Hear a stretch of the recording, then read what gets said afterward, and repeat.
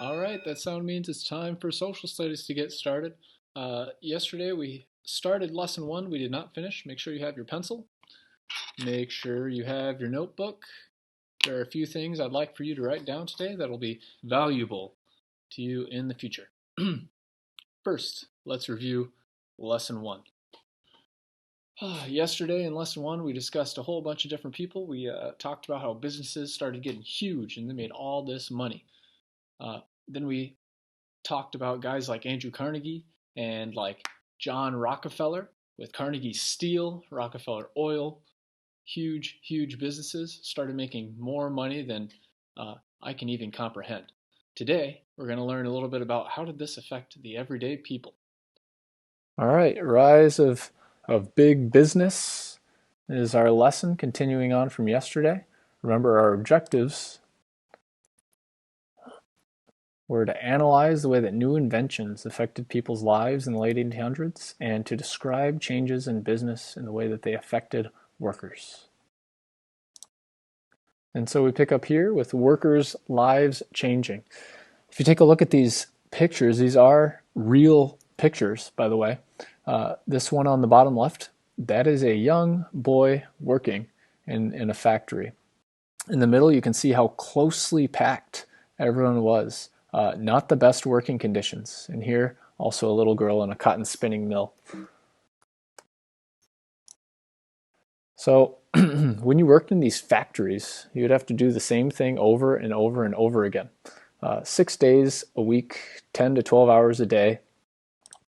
Poor working conditions like you can see in the pictures.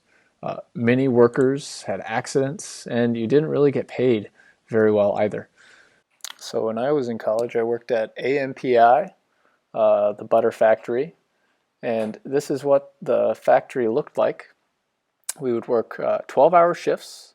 It'd be 7 out of every 14 days. My main job was to throw butter. So we'd take these huge blocks of butter and they'd go into these tubes and then down into these big augers. And from there, it would be sent off and packaged into all these different types of butter. So I can kind of relate to a lot of these factory workers because I did a similar job that they did when I was in college. Children as old as 10 years worked in these factories because their families needed money. And if you complained, well, that's fine. They have plenty of other workers to choose from that they could hire instead of you. All right, the labor movement. So due to these poor working conditions, you have these things called labor unions that start to form. That's an organization of workers, right here, labor unions. Organization of workers that try to improve pay and working conditions for its members. Knights of Labor, that was the first labor union. They wanted to change it to an 8-hour workday, lower the work hours. And so they didn't really get their way, and so what they did is they went on strike, and they refused to work. And so some thought they weren't doing enough, and so they started the American Federation of Labor, which was another union, and their president was Samuel Gompers. And so Samuel Gompers, that's someone you can also write down, Samuel Gompers, as who they were. He was the president of the American Federation of Labor.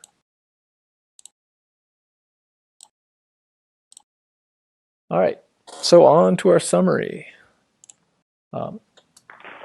In the late 1800s, many inventions changed people's lives. Businesses became larger and earned bigger profits, and workers formed labor unions to improve poor working conditions. A few questions at the end, closing questions. I'll have you complete these in a form. How did new inventions affect people's lives in the late 1800s? And how did business change? And how did those changes affect workers? All right. How rich was Carnegie and Rockefeller? On these next two slides, I want you to write down Confederation of Labor. one or two examples of how rich Carnegie or Rockefeller were. I want you to choose one, at the end of the slide, choose the two that you think are the most shocking or most interesting. All right?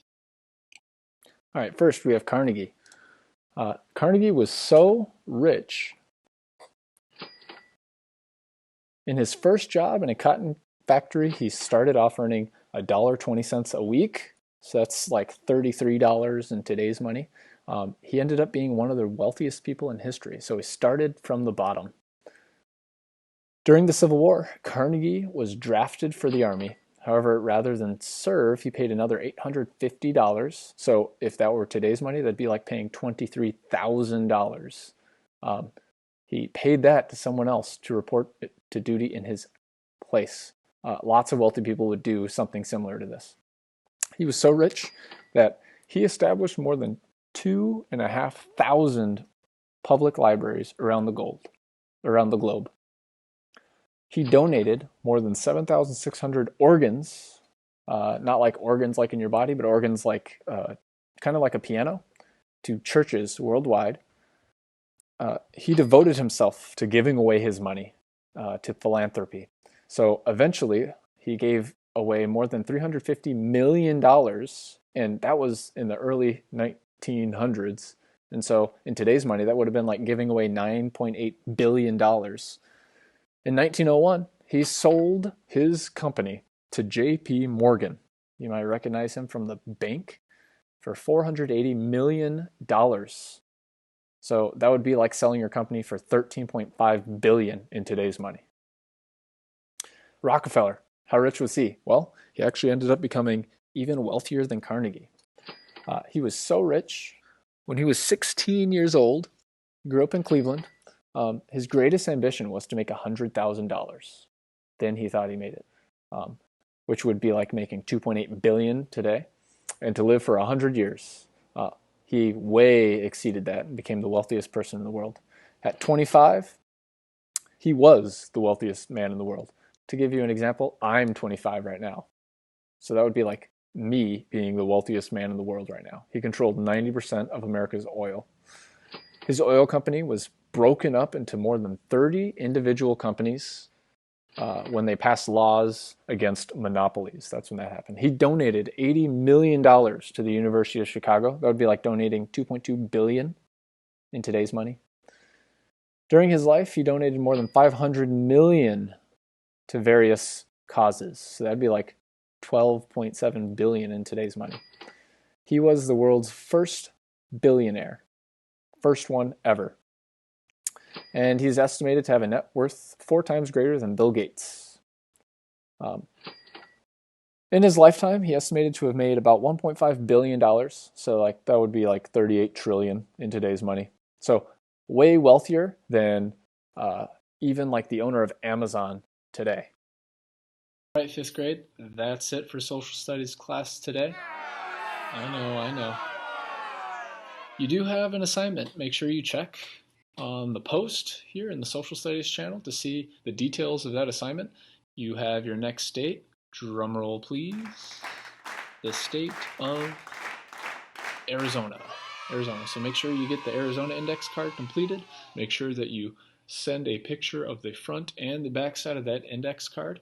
And blessings on the rest of your day.